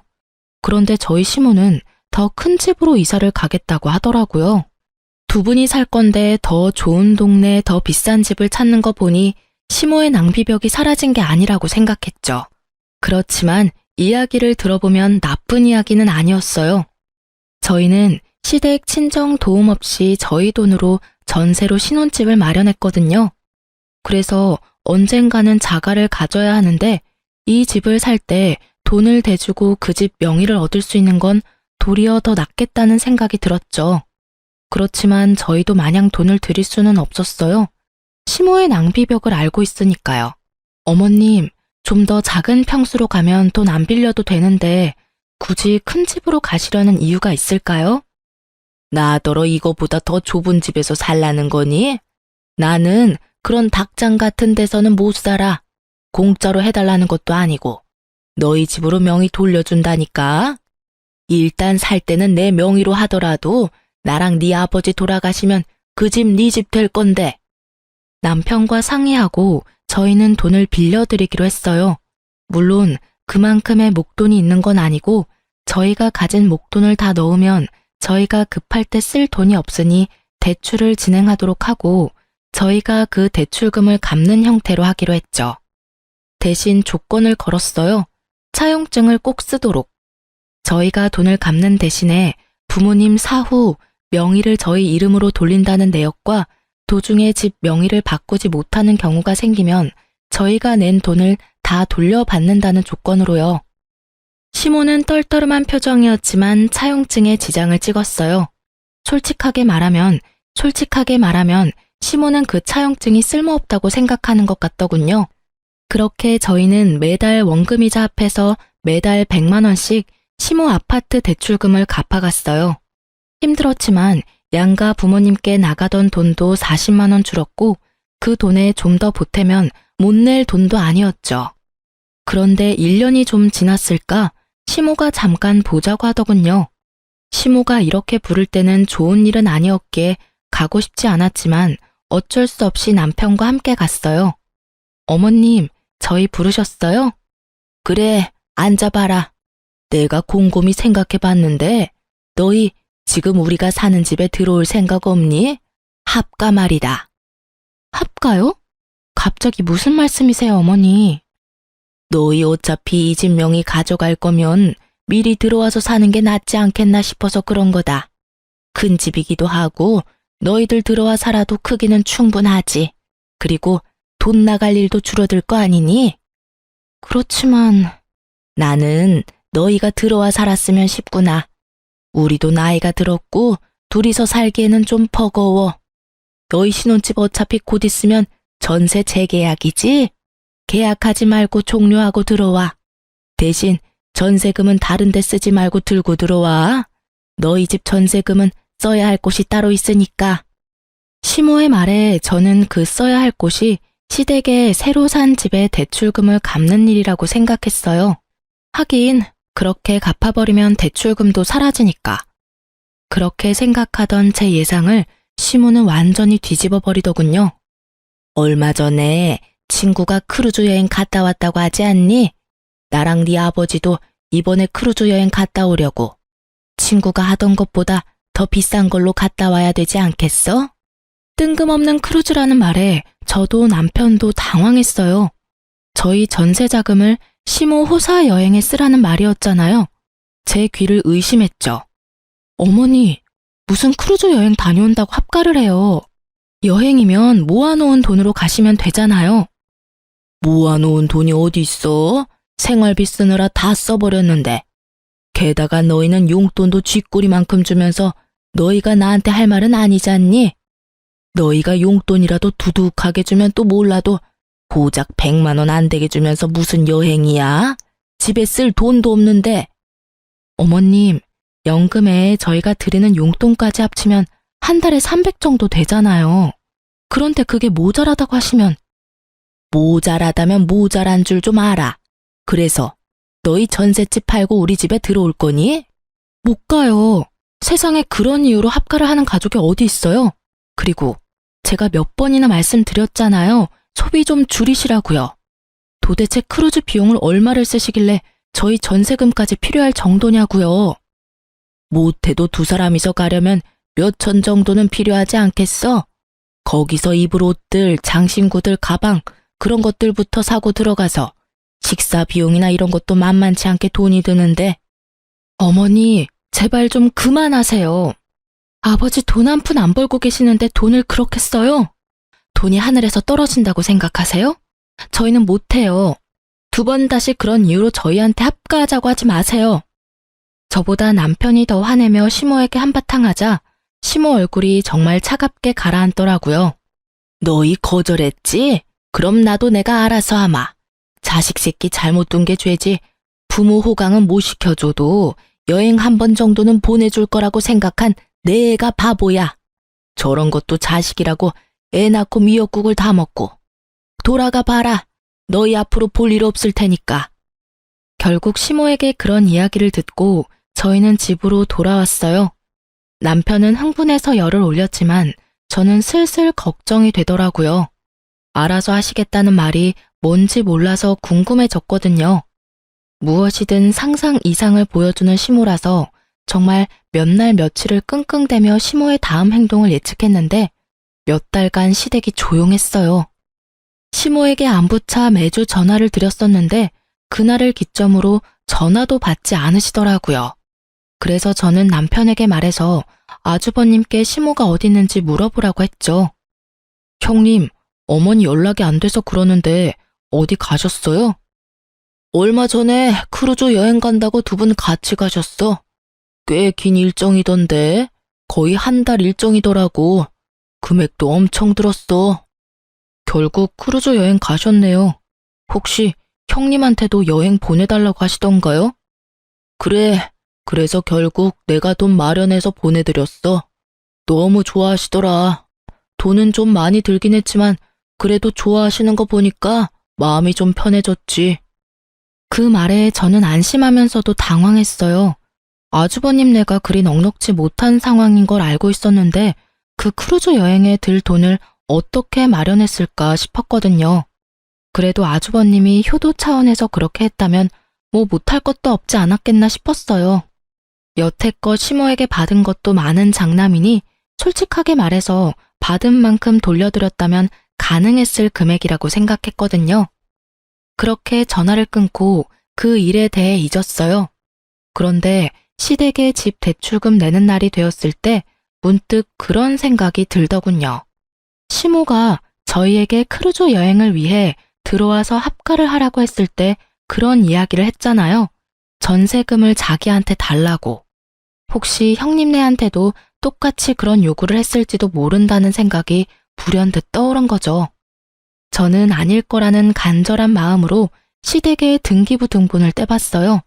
그리고 그 자리에서 굳어버렸어요. 원금과 이자를 매달 우리가 내고 있는 시모의 집이 형님 명의로 어느새 바뀌어져 있더군요. 저는 너무 놀라서 남편부터 불러드렸어요. 여보, 시댁집 명의가 아주버님 이름으로 되어 있어. 뭐? 남편도 너무 놀랐는지 한달음에 달려왔어요. 저와 남편은 놀라고 화난 상태로 시댁으로 향했어요. 집에 갔더니 시모가 태연한 얼굴로 마중 나왔더군요. 너희 무슨 일로 우리 집을 찾았어? 나는 너희 부른 적 없는데. 어머니, 집 명의 어떻게 된 거예요? 왜 이 집이 형 명의로 넘어갔냐고요? 그걸 몰라서 묻니? 나는 나 부양하지 않는 자식한테는 이 집 못 줘. 이 집이 내 명의인데 왜 내가 이 집을 너희한테 줘야 해? 웃기지도 않아. 첫째 덕분에 겨우 체면치레 했는데 너희가 나한테 뭘 해줬다고 이제 와서 집 타령이야? 이 집이 온전히 어머님 집은 아니죠. 저희랑 이 집 살 때 무슨 말 했는지 잊으셨어요? 그래, 너희가 돈 내주기로 하고 이 집 산 거는 맞지. 그렇지만 명의는 내 이름이잖니? 내가 뭘 하든 내 마음이지. 그리고 자식한테는 부모를 부양해야 하는 의무가 있는 거야. 너는 그걸 하지 않았고 첫째는 그걸 했지. 그래서 첫째한테 이 집 명의 준 거다. 불만이 있으면 나한테 그 의무를 다 못한 너를 탓해야지. 여기 와서 불평한다고 내가 명의 바꿔줄 것 같으냐? 정말 당당하게 상식 이하의 발언을 하는 시모를 보며 저와 남편은 둘 다 입이 막혔어요. 말이 머릿속에는 맴도는데 하고 싶은 말, 고쳐주고 싶은 말이 너무 많으니 제대로 정리가 되지 않더군요. 어머니, 정말로 이대로 저희하고 척질 생각이세요? 저희와 한 약속까지 어기고. 말하는 도중에 아주버님이 나타나더니 저희에게 버럭 소리를 지르더군요. 야, 집 명의 때문에 화난 건 이해해. 그런데 아무리 그래도 자식이 부모한테 그런 식으로 따지는 건 너무한 거 아니냐? 너희가 이 집 명의를 원했으면 어머니 부탁 들어줬으면 될 일 아니야. 자기들이 부족해서 못한 걸 왜 어머니 탓을 해? 말리는 시누이가 더 밉다고 말리는 아주버님은 정말 얄미웠어요. 남편이 화가 나서 뭐라 하려는 걸 저는 막아섰어요. 그리고 시모에게 말했어요. 어머님이 그렇게 나오시면 저희도 알아서 할게요. 너희가 이제 와서 뭘 할 수 있겠어? 멀리 안 나간다. 시모는 냉정하게 말하고 돌아섰고 아주버님은 의기양양한 승자의 표정을 지으며 저희를 쫓아내더군요. 저는 그런 아주버님을 보며 속으로 비웃었어요. 이 집이 어떤 꼴인지 모르고 저렇게 승자의 기분에 취해 있는지. 이제 곧 나락으로 떨어질 생각을 하니 웃겼죠. 저와 남편은 시모와 헤어지고 그날부로 내고 있던 원금과 이자를 내지 않았어요. 사실 여태껏 시모의 통장에서 대출금이 빠지고 있었거든요. 저희가 대출금을 내지 않아도 저희한테는 아무런 문제도 발생하지 않거든요. 당연히 대출금이 상환되지 않으니 시모에게 연락이 갔더라고요. 저는 당연히 저희 대출금을 아주버님이 이어서 낸다고 생각했는데 그게 아니었던지 시모에게서 연락이 왔어요.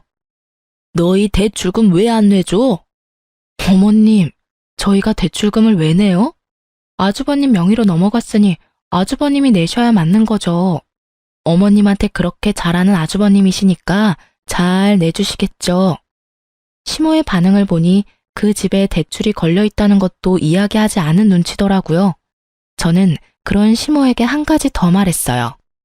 그리고 어머님, 그 집에 저희가 낸 대출금 이자랑 원금요. 거의 2년 동안 내서 거의 2,500 정도 되거든요. 그거 다 돌려주셔야 해요. 차용증 내용 기억하시죠? 돈 빌려드리는 대가로 집 명의 주시는 거였고, 집 명의가 부득이하게 바뀌지 못하면 저희가 낸 금액 그대로 돌려주신다고요. 가족끼리 돈 주고받은 건 법적으로 효력가 없어. 넌 그것도 모르니? 그렇게 생각하시고 지장 찍으신 거예요? 그런데 어떡하죠? 가족 간 차용증도 법적 효력 있기는 해요. 그래서 제가 매달 어머님께 꼬리표 달린 돈을 통장으로 넣어드렸잖아요. 빌려드리는 돈이라고 한눈에 알 수 있도록. 통장 이체 내역도 있고 차용증도 세세하게 작성되어 있어서 돈 돌려주시지 않으면 변호사 사무실 찾아갈 거예요. 준 돈은 돌려받아야 하잖아요. 만약 어머님이 안 주신다면 아주버님께 찾아가서 말씀드릴 거예요. 그래도 괜찮으세요? 시모가 잠깐 생각하더니 그러라고 하더군요. 이미 형님은 어머님네서 합가하여 같이 지내고 있으니 어쩔 수 없이 돈을 갚기는 해야 할 거라는 생각이 든 것 같더라고요. 그래서 저는 아주버님께 전화를 했어요. 제주씨, 바쁘니까 나중에 들으시면 후회하실 거예요. 그 집 혹시 대출금 끼고 있는 집인 거 알고 있으세요? 알고 있지. 어머니가 갚고 계신 걸로 아는데. 그럴 리가 있겠어요? 그 대출 사실 저희가 갚고 있었거든요. 어머님이 그 집 살 때 저희한테 돈 보태면 그 집 명의 저희한테 돌려주신다고 하셔서요. 그래서 지금 나한테 따지려고 전화했어? 그럴 리가요. 이미 명의 넘어갔으니 저는 별로 상관없어요. 그런데 문제가 하나 있거든요. 저희가 그 대출금 이제부터 내지 않을 생각이고 이미 낸 것도 다 돌려받을 생각이라서요. 대출이 얼만데?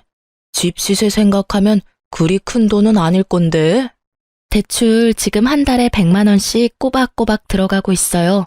그리고 여태껏 낸 금액은 2,500만 원 정도 되는데 어머님이 못 갚겠다고 하시더라고요. 그러니 어쩔 수 없이 그 집 명의자인 아주버님께 돈 달라고 하는 거고요. 뭐? 달에 100만 원? 그렇게 많이 들어갈 리가 없는데. 너 우리 속이려고 하면. 속일 생각 없고요. 그건 어머님 대출 계약서 보시면 아실 거예요. 집 살 때 대출 받았으니까. 거기에 원금이자 명확히 적시되어 있을 거예요. 왜 돈이 그렇게 돼? 계산이 맞지를 않잖아. 어머니 전에 살던 집 가격 생각하면 그 정도나 빌릴 필요가 없어. 네, 집값만 계산하면 그렇죠. 그런데 아주버님은 모르셨나 봐요? 어머님이 전에 살던 집을 담보로 돈을 빌리셨더라고요. 뭐? 깜짝 놀라는 목소리를 들으니 정말로 모르는 눈치였어요. 모르셨나 보네요. 어쨌든 어머님은 아주버님께 돈 받으라고 하니 그렇게 진행하려고요. 일단 빌려드린 돈 2,500만 원은 어머님이 갚으셔야 하는데 어머님 돈이 없으니 같이 살고 계신 아주버님께서 갚아주셔야겠어요. 2,500의 대출금까지. 아, 제주씨, 우리가 지금 그런 돈을 낼 만한 상황이 아니야. 말했잖아. 어머니랑 아버지 크루즈 여행 간다고 돈을 너무 많이 쓰셨다고. 게다가 지금 어머님이 쓰고 계시는 돈만 해도. 그건 저희가 알 바는 아니죠. 그런 거 다 감수하고 어머님이랑 같이 살기로 하신 거 아니에요? 어머님 낭비벽 있으신 거 몰랐던 것도 아니면서. 그리고 저희는 만약에 이 돈 돌려받지 못하면 변호사 찾아가서 소송을 걸든 뭘 하든 다 해볼 생각이에요. 부양하고 계시니까 그분이 친 사고는 잘 처리해 주실 거라 믿어요. 변호사 이야기까지 하니 아주버님도 살짝 놀란 것 같더라고요. 이렇게 강하게 나올 거라는 생각은 못했겠죠. 아주버님이 잠시 고민하더니 저녁에 시댁으로 오라고 하더군요. 같이 모여서 어떻게 할지 상의하자고요. 그날 저녁에 시댁에 갔는데 정말 웃기지도 않은 개그쇼를 보는 것 같았어요. 어머니, 왜 둘째한테 돈 빌리고 있는 거 이야기 안 하셨어요? 대출이 있다는 걸 알았으면 저도 집 팔고 여기 들어오는 일 없었을 거라고요. 이 집이 탐나서 들어오겠다고 한 건 너였잖니? 이제 와서 지금 부모한테 화풀이야? 예, 화풀이에요. 도대체 이 집에 잡혀있는 대출금 하며 어머님이 평상시에 쓰는 돈까지 제가 얼마나 힘들게 사는 줄 아세요? 와이프 얼굴 보기도 겁난다고요. 나한테 화내지 말고 둘째한테 이야기해. 얘네들이 대출금 내주기로 했으면서 안 내주는 거니까. 그래, 너희도 그래. 어머니한테 준 돈 2,500 어떻게 나한테 그렇게 악착같이 받으려고 하냐? 솔직히 나도 어머니한테 당한 건 마찬가지잖아. 저희랑 아주버님은 시작이 다르잖아요. 저희는 어머님 지원 한 푼 없이 결혼했고 아주버님은 어머님한테 집 받으셨잖아요. 그 집 팔고 들어오신 거면 어머님도 아주버님도 돈 꽤나 남았을 텐데 뭐가 그렇게 아쉽고 억울하세요? 그렇게 치면 여태껏 아무것도 받은 것 없이 부양만 해야 했던 저희는 뭐가 돼요? 아니, 아직까지 그런 걸로 따지면 솔직히 어머니한테 내가 받은 게 많다고 생각하는데 그렇지만도 않아. 우리도 그렇게 많이 받은 거 없어. 집도 이번에 팔면서 적자 봤어. 어머니 크루즈 여행 가는데 준비금이랑 여행비, 쇼핑비 하고 나니 남는 돈이 없다고. 그거야 아주버님 사정이죠. 그래서 저희가 낸 2,500 돌려주실 거예요? 안 주시면 저희도 법적인 조치 취할 거예요. 저희는 아주버님이랑은 다르게 시댁에 한 푼도 받은 게 없어서 증여나 뭐 이런 명목으로 돈 떼일 일 없거든요. 받은 돈이 없으니 돌려줄 돈도 없었어요. 그러나 빌려준 돈은 있으니 다 받을 수는 있었죠. 결국 저희의 맹렬한 저항에 부딪힌 아주버님은 저희에게 2,500을 돌려줬어요. 그렇게 저희는 겨우 원금을 회수했죠. 형님, 어머니, 앞으로는 저희한테 연락하지 마세요. 두 사람이 저와 제 와이프 대하는 거 보고 이젠 질려서 여기 있고 싶지도 않아요. 와이프 보기도 부끄러울 정도라고요. 그러니까 앞으로 연락하지 말고 삽시다. 결국 남편은 시댁과 인연을 끊겠다 말하고 헤어졌어요. 집 밖으로 나오는데 여전히 시모와 아주버님이 큰 소리로 싸우고 있더군요. 현관 밖까지 들리는 고함 소리에 저와 남편은 고개를 저었어요. 그렇게 저와 남편은 집에 돌아왔고 그 이후로 정말 시댁과 연을 끊고 살았어요.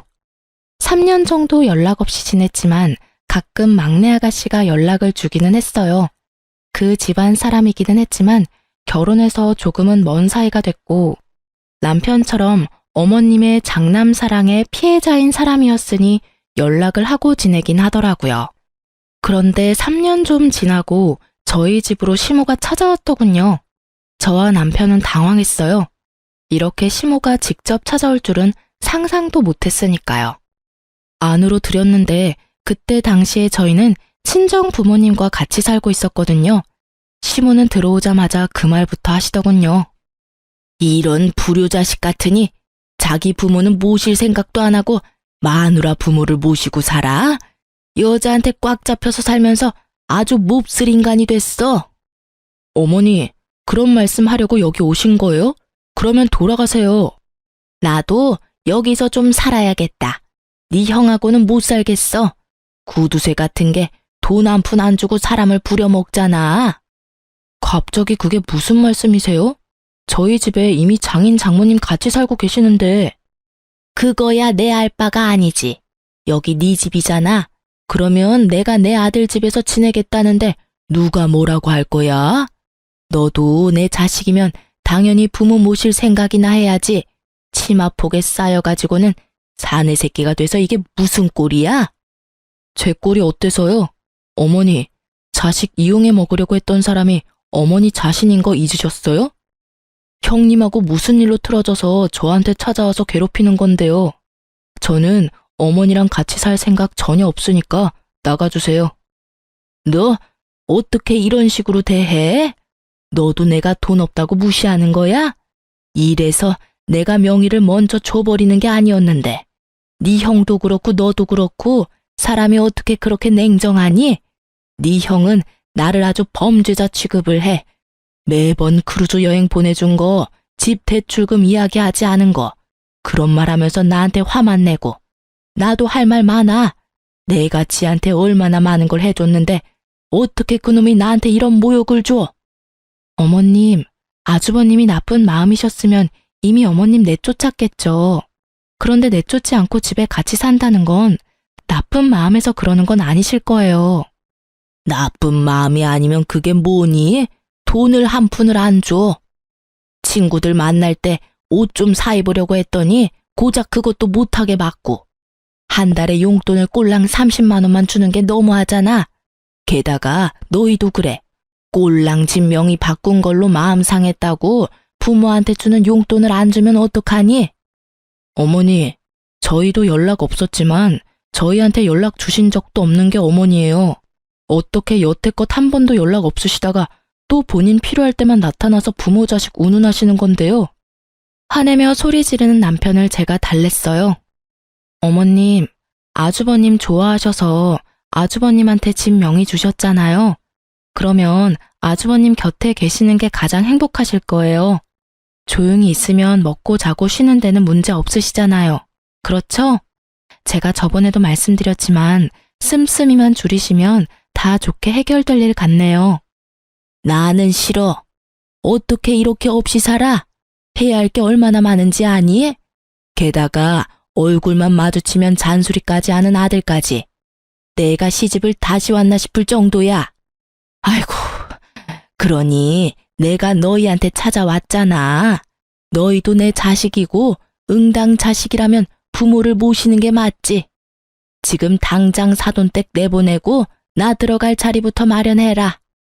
정말 막무가내도 이런 막무가내가 없더라고요. 시모가 아주버님네서 어떻게 지냈는지 아가씨에게 들어서 잘 알고 있던 우리는 지나가던 개에 물린 느낌이었어요. 아주버님의 분노가 대단하다고 하긴 하더라고요. 멀쩡한 집까지 팔고 그 돈으로 시모 크루즈 여행 보내주고 대출빚 남은 집 얻은 웃긴 모양새가 됐잖아요. 더 큰 집에서 편하게 살 줄 알았는데 그 집에는 대출이 가득 잡혀 있었고 사람 잡는, 아니 돈 먹는 어른까지 있었으니 말이죠. 한 달에 100만 원을 넘게 혼자서 쓰는 시모 때문에 아주버님이 화를 낸 적이 한두 번이 아니라는 이야기도 들었으니까요. 결국 모든 용돈 회수하고 집에서 집안일이나 하라는 아주버님 말에 반발해서 온 곳이 저희 집이라니. 저희에게 오면 저희가 무조건 받아줄 거라고 생각한 것 같더라고요. 저희는 그럴 생각이 눈꼽만큼도 없었는데 말이죠. 시모가 와서 이렇게 막무가내로 굴기 전에는 남편도 마음이 좀 약해지는 눈치였었어요. 그래도 어머니잖아요. 그런데 우리 집에 와서 저렇게 밀어붙이는 시모를 보며 남편은 자신의 기억이 많이 미화됐었다는 걸 깨달은 모양이더군요. 게다가 시모는 저희 집에 오기 전에 아가씨 집을 먼저 갔었어요. 아가씨가 이야기를 해줬거든요. 그래서 저희 집은 안 오겠거니 생각했었어요. 저희와는 워낙 큰 트러블이 있어서 오지 않을 거라고 추측했었거든요. 그런데 결국 저희 집까지 찾아온 걸 보면서 남편은 더 열받은 거죠. 우리한테 정말 오기 싫었는데 장남이 있는 집이 너무 싫어서 우리한테라도 빌붙으려고 온 것 같은 모양새라 남편은 더 용서 못하는 것 같더라고요. 여태껏 형님 들러리로 살았고 시모에게 그럴듯한 애정도 받지 못한 채 컸는데 자기를 부양하라는 의무만 요구하니 화가 날 수밖에요. 남편이 무척 차가운 얼굴로 시모에게 말했어요. 하늘이 두 쪽 나도 제가 어머니 모실 일은 없을 테니 집으로 돌아가세요. 왜 삼남매들 모두 어머니를 모시기 싫어하는지 이유를 본인이 곰곰이 생각해 보시고요. 그리고 한 가지 더 말씀드리는데 형님한테 그만큼 돈 많이 쏟아부었으니 형님한테만 부양해달라고 하세요. 다른 자식들 여태껏 찬밥 신세로 만들고 평생 자식 이용해 먹으려고만 하셨잖아요. 대학도 제가 벌어서 들어갔고 결혼도 제가 벌어서 했어요. 결혼 후에도 저희한테 돈만 요구하셨잖아요. 염치라는 게 있다면 저희한테 와서 될 일은 아니죠. 우리가 무슨 이유로 어머니랑 연 끊은 건지 잊으셨어요? 어머니가 형님만 자식으로 생각했듯이 저도 부모 없는 셈 칠 테니까 여태껏 해왔던 대로 연락 없이 지내요. 결국 남편은 아주버님께 전화해서 어머니 모시고 가라고 했어요. 아주버님은 너희가 모실 수 있으면 모시라는 식이어서 남편이 또 화를 낼 수밖에 없었죠. 시모가 집을 나가버리기를 원하는 아주버님의 모습에 남편은 시모를 직접 차로 태워 시댁으로 데려다 줬어요. 2번 다시 찾아오지 말라고, 이번에 찾아오면 진짜 호적파고 나가버릴 거라고 으름장을 놔버리더군요. 그렇게 강하게 반발하는 남편의 모습을 처음 봤는지 너무 놀란 시모는 그 이후로 연락을 하지 않았어요. 아가씨가 시모 소식 전해주려고 할 때마다 남편은 어머니 이야기 입 밖에도 내지 말라며 화를 내니 할 수가 없는 거죠. 아주버님네와 시모의 싸움에 등 터지는 아가씨는 그나마 저한테 시모와 아주버님의 근황을 알려주더군요. 시모가 화려하고 사치스러웠던 생활을 잊지 못하고 결국은 아주버님 카드로 카드론을 받아 쓴 바람에 아주버님에게 혼나고 지금은 조용히 식모처럼 살고 있대요. 한 번만 더 돈 때문에 사고치면 시모가 가지고 있던 비싼 물건들 다 팔아치워 버린다고 했대요. 그리고 시모는 요양원에 데려다 주겠다고 말했다더라고요. 결국 시모는 아주버님 말에 꼬리 내리고 얌전히 식모처럼 살고 있고, 아주버님네는 집 대출금에 어머님이 빌린 카드론까지 갚으며 전전긍긍 살고 있대요. 와이프 눈치 엄청 본다고 하더군요. 하긴 형님도 속이 뒤집어지겠죠. 시댁 재산 자기 걸로 만들어 보려다가 결국에는 멀쩡한 집 팔아서 대출금 가득한 집을 얻은 데다가 시어른과의 합가까지 해서 수발까지 들어야 하니 말이죠. 조용하고 점잖은 분이면 모시기 그나마 편했겠지만 다른 곳에 눈 돌리면 사고나 치는 사람을 모시려니 속에 천불이 나는 것도 당연할 거예요. 그렇지만 2사람 모두 뿌린 대로 거둔 거라고 생각해요. 우리를 이용하려 했던 시모나 그런 시모를 이용하려 했던 아주버님이나 자기들이 만든 결과죠. 글을 쓰면서도 그때를 생각하면 화가 많이 나요. 돈에 환장한 시모를 떠받들며 살았다면 지금쯤 저희도 거짓골을 면하지 못했을 테죠. 얼마 전에 시댁 이야기를 들은 김에 생각이 나서 글을 써봤어요. 시댁과 이런 일로 부딪히는 일은 많을 거예요. 저희는 휘둘리기 싫어서 인연을 끊는 방법을 선택했죠. 이게 나쁘다고 생각하는 사람들도 있어요. 하지만 당해보지 않은 사람은 그 스트레스를 모르죠. 긴 글 읽어주셔서 고맙습니다. 스트레스 받지 말고 즐거운 하루 보내세요.